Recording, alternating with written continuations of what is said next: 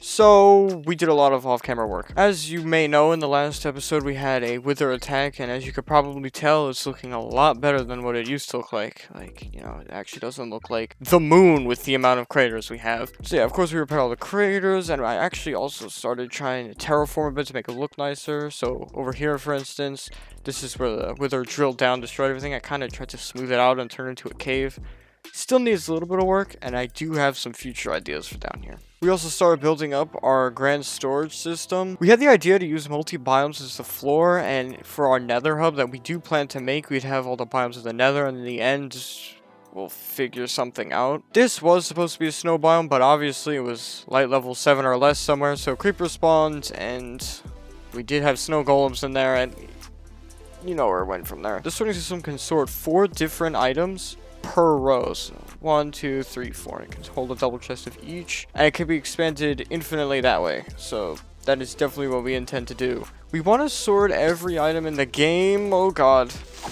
But that might be a little bit too ambitious, so maybe only the really common stuff. Like, I don't think there's a reason to sort out nether stars. We also did something that might be slightly morally questionable. We decided to make a concrete sand gravel, aka gravity block, duplicator at the end dimension. Now, this probably looks very strange, you know, an end portal without any frames. We used a trick with red mushrooms to remove them, but this also probably looks very strange. Usually there would be sand, gravel, concrete powder, you name it, right around here. Anything that can start to fall that has gravity physics. And what we would do is we would pull it this way, back up, and then launch it into the portal, except there's this catch. Every time an entity goes through an end portal, for a brief period of time, it is in the end dimension and the overworld at the same time. Now with this, we can actually duplicate it because it's in 2 spots at the same time. If we touch it and then we catch it in the same tick, it'll actually have it exist in the end dimension as an entity and a block in the overworld. It's hard to explain it. Even when it's running, it doesn't make that sense. Hold on, let me get some sand. Or gravel, that works too. We have this off right now because if the end dimension is unloaded while we run this, it'll actually just keep building up and at some point crash the server, which is not what we want, but I can show you this very quickly.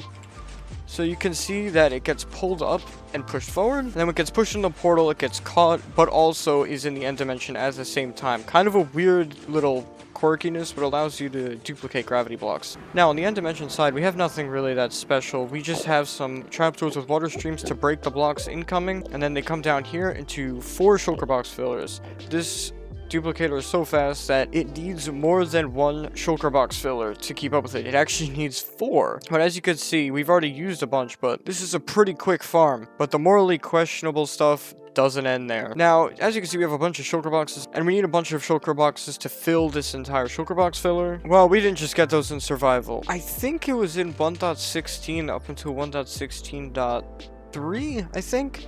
There was a duplication bug where we could give a baby piglin a item and then kill it, and it would actually drop both. Kinda weird, I'm not gonna lie, but that's just how Minecraft works. So we built up this machine to automatically duplicate it. This is actually built up by RaiseWorks when this exploit was still in the game. Obviously it doesn't work anymore because they've patched it, but in the time that we built this up, yeah, we got a bunch of shulker shells. Like, a lot. These are all shulker boxes filled with shulker shells. Now, we weren't going to use these, because in the 1.17 snapshots, they have renewable shulker shells. But realizing it now, 1.17 is still a couple months away, I would say, and we really are going to need these shulker boxes soon, whether it be for the gravity block duper, other farm storage, just bulk storage, really. And it's just not viable to have that many chests in one area. It just gets super big, so it would be nicer to just have some shulker boxes. So we decided that we would use these shulker shells up until 1.17. And we're not just going to craft all these shulker shells into shulker boxes, so we don't basically just get so many shulker boxes that we don't even need it in 1.17. But it still doesn't end there. We decided to make Elytra craftable, and the reasoning behind that is the end dimension world file size is just getting massive. It's almost at a gigabyte now, and we only have, like, I don't know, 5 active players on this server. Plus now it's just such a hassle to get an Elytra. Like, it takes almost 30 to 45 minutes to get a single Elytra, and that's every time you die, because in Minecraft, people tend to die, and when you die, you lose, usually, your elytra. But it's not really easy to craft, hence the reason why I'm in creative mode. An elytra requires an end crystal, 4 phantom membranes, 2 feathers, and a string each. It makes the crafting recipe challenging enough, but not too challenging that it's actually easier to explore. But now with all our dark secrets aside, let's get to the actual point of this video. This storage system takes a lot of wood to build. We use a lot of wood during building projects. So we decided to build the monstrous Ilmango Universal Tree Farm. Now, it doesn't really work. We finished building it and then there was a bunch of issues. I tried fixing it for a couple hours to no prevail. And this wasn't even my project that I started, I kind of just helped with it. And since the other player who started this project did not have any urge to fix it as well, we need a tree farm. Preferably a much simpler one that can still have a lot of the traits of the universal one. Like maybe it could do 2 trees instead of all of them. So I decided to go with another one of Ilmango's farms. This farm can only support 4 tree types: birch, oak, spruce, and jungle, which is good enough for at least a starter tree farm. I don't really know when we would be using acacia. Maybe we'd use dark oak heavily. I don't know, but I'm pretty sure that this should be good. So right now I have a command block placing the sapling, so it makes it easier to show how this machine works.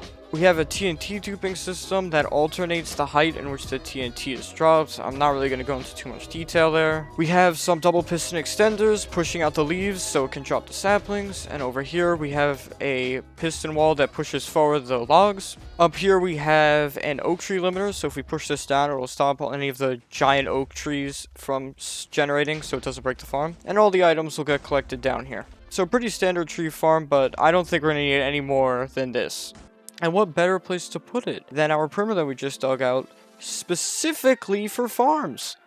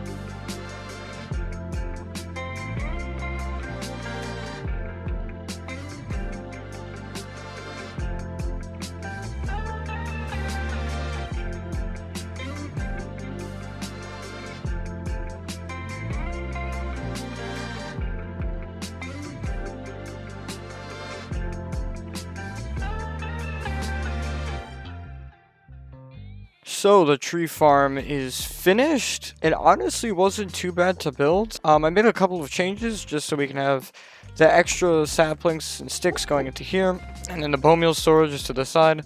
Still have to do a little bit of decoration, but I think it should be functional. I think. Looks good. Alright. Let's see. That's a good sign. Did we get 0 saplings from that? Oh no, we did. We're good. We're good. Okay, let's go again. This looks good.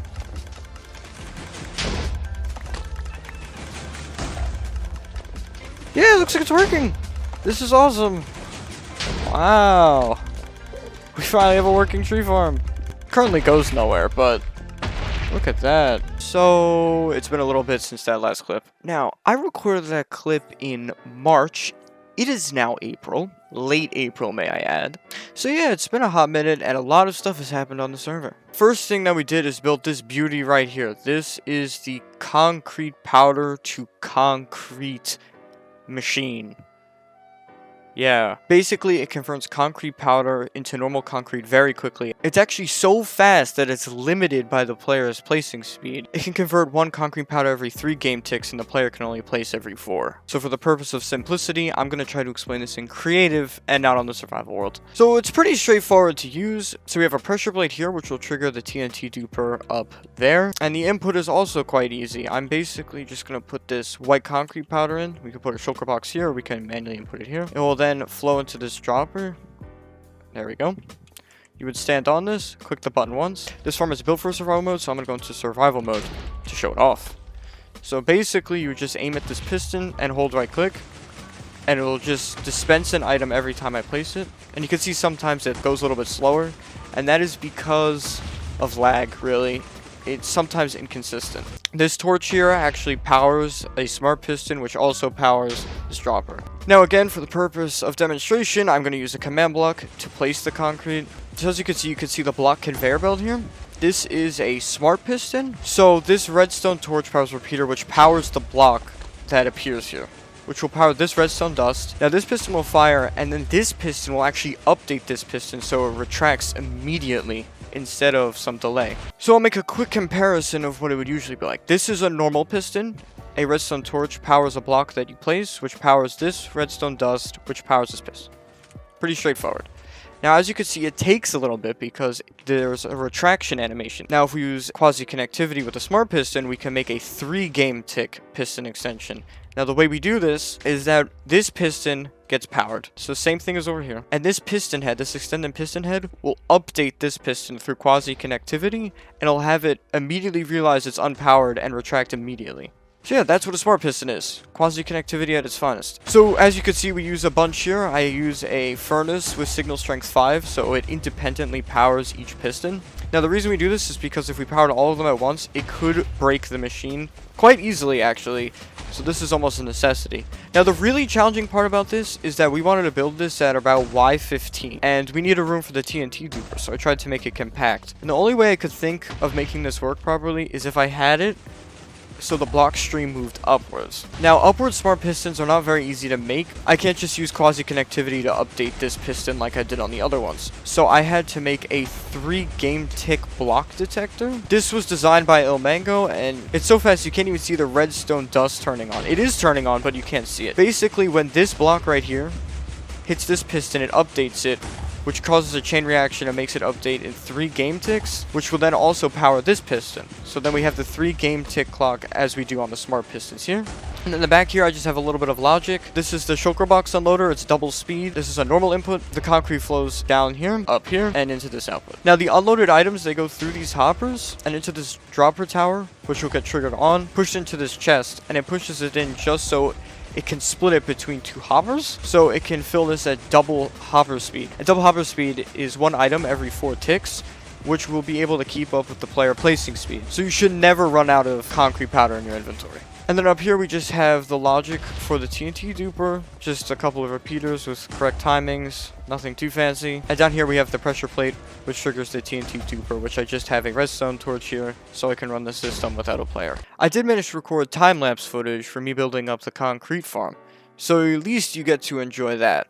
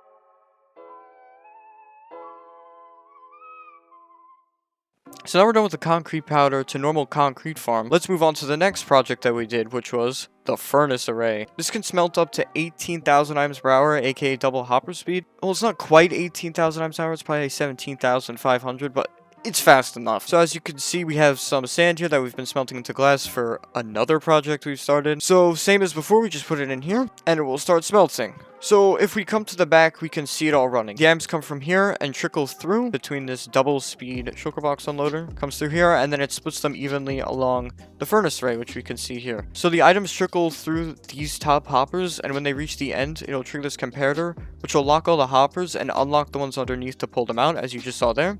And it pulls an even amount into each of these furnaces. They will then be taken out by the bottom ones when they're completed and put into this water stream up into here and into the output. We also have a fuel input here where it trickles down through about 4 double chests, and we also made it fancy and have comparator outputs having a light display of how much fuel we have. Now, we actually have all of these hoppers filled and all of these chests filled with charcoal, so we were smelting this charcoal for about 3 days before we had enough to fully fuel the system. And you can see the steady trickle of items coming in here. Well, this is quite interesting.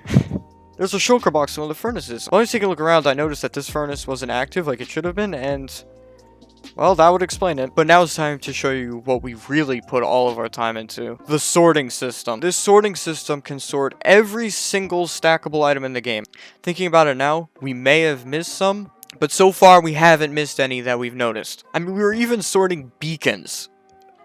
And now it's time for some math. This sort system has 89 chests per row, and if we multiply that by the amount of rows, which is 8, we get 712 double chests. If we multiply the amount of double chests by 2, we get the amount of chests, which is 1,424. And if we want to figure out how much storage this can hold, we multiply the number of double chests, which is 712, and multiply it by 54, which is how many slots each double chest have, and we get 38,446. And then if we multiply that by 64, which is one full stack of items, we get 2.4 million items.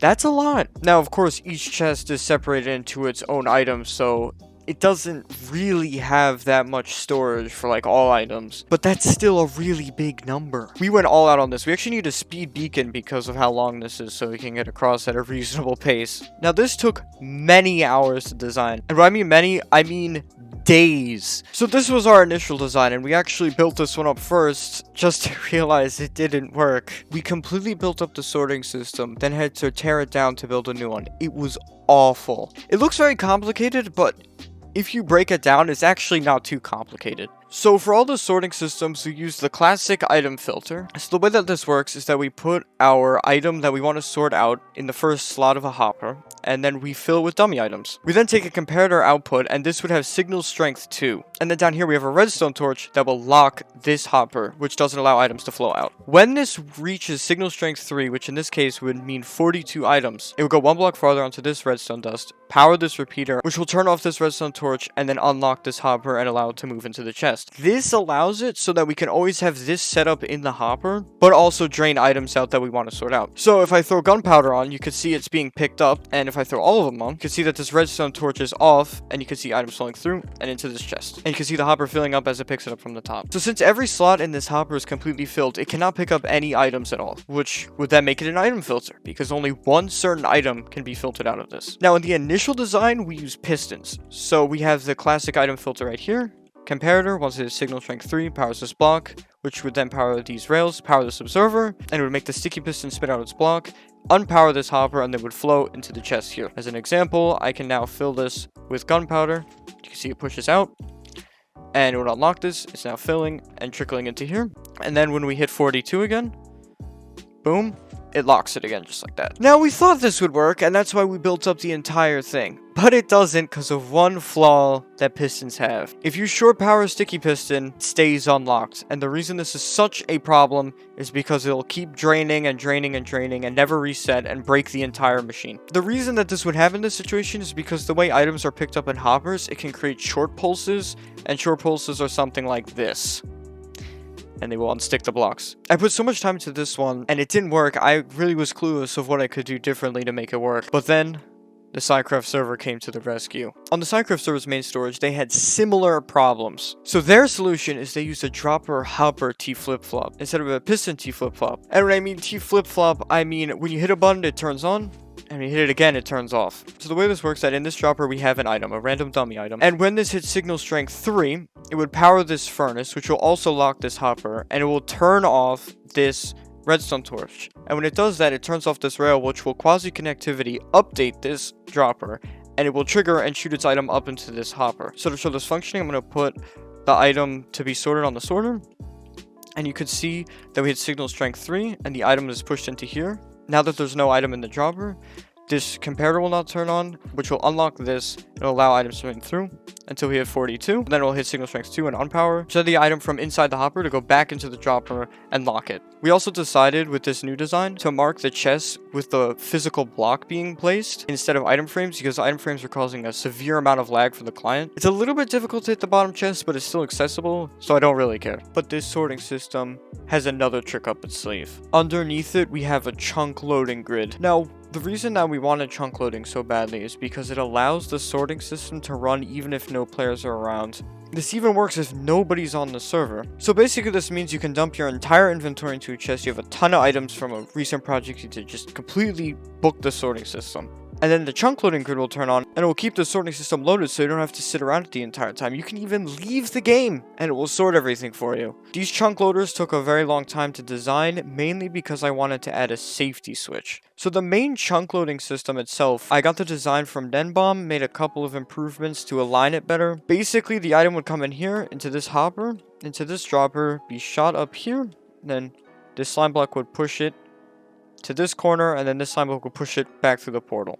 You know, think about it now, I should probably describe to you how chunk loading works in the first place. So the way chunk loading works is, if we send an entity to the nether, it will actually load the nether dimension for 15 seconds. And the same thing occurs if we send an item back to the overworld, except it loads the overworld. Now, if we make it so it's in like this harmony where the item goes back and forth, it will permanently load each dimension. And thinking about it now, I should probably describe what loading a chunk even means. So when you're walking around as a player, you know, Minecraft is loaded. Entities are moving, redstone is ticking, all of that. But if there's not a player nearby, on this server's case, 16 chunks, it will actually begin to unload the chunks. The 16 by 16 chunks around the player is entity processing, so it processes all the entities like pigs, chickens, bats, creatures, you name it. The chunk after that, the player can't see anymore. But things still occur. It's called redstone ticking. Redstone components will still function, but nothing else, including visuals. And then the chunk after that is the lazy chunks. Almost nothing is processed there. Lazy chunks are good for mob camps because you can store a bunch of mobs in lazy chunks and they won't be loaded and they'll just count towards the mob cap. So they could stop mob spawning, theoretically. And then after that is completely unloaded, nothing will run. Now with this system here, these portals are spaced out properly so that the entire sorting system is in entity processing. And the reason we need entity processing is because the items that are in the water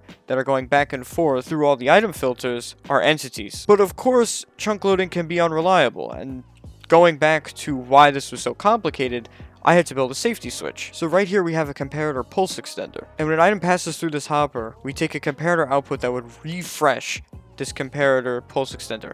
Now, if the item doesn't get back in time and the pulse extender turns off, it will trigger this safety switch up here, which powers an instant repeater line, which will immediately lock this dropper, which is the dropper that sends all of the items into the sorting system. It then will go into this chest and try to take out one of the spare items, push it into the dropper, and try to keep it running. Now, the reason for this is it tries to catch itself if it fails, because if this sorting system unloads at the wrong time, it could be catastrophic. I honestly haven't seen any times where this was unloaded at the wrong time and things broke, but I really don't want to test it. So it tries to save itself, and if it really can't, the entire chunk loading system would fall apart and turn off. Also, the second that the safety switch is enabled, it immediately starts turning it off. This is a 45-second delay between there's no items left in the sorting system to be sorted to when the chunk loader will turn off. Also, there will be an indicator light, and it will be flashing to say when there's something wrong. Oh yeah, and I probably should also describe the lights. When this light is on, that means the sorting system is currently sorting. If it's off, it's not sorting. And the same thing with the permaloader, except if it's blinking, that means it has failed, and you need to go back there and fix it. Oh, I should also probably add, this is where you put your items in to be sorted. And since chunk loading has to work in 2 dimensions, I had to build a chunk loading grid on the nether side too. So each of these portals links up to its respected portal on the overworld side. And the only difference on this side is it does not have a safety switch. It just sends it back immediately. So yeah, a lot of things happened on the server. And with that, I'm gonna have to end off the episode here. I hope you enjoyed. See ya.